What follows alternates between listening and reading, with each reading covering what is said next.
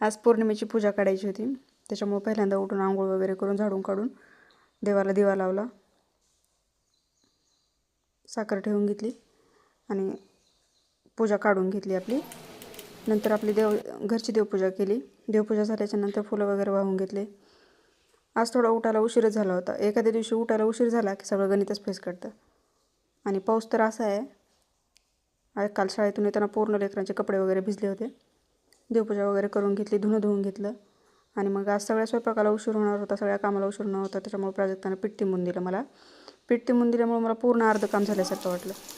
नंतर मी भाज्या चिरल्या, लेकरांना चहा दिला आणि मी भाज्या करून घेतल्या, वरणाला फोडणी दिली.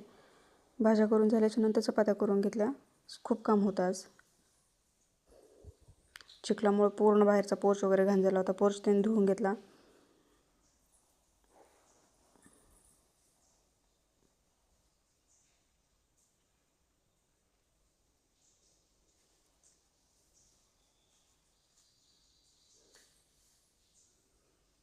प्राजक्ताकडे शूट घ्यायचं काम चालू होतं. नंतर प्राजक्ता शूट घेत होती. सगळं झालं, आवरून झाल्याच्या नंतर भांडे घासून घेतले, वटा व्यवस्थित साफ करून घेतला. आजसाठी एवढंच.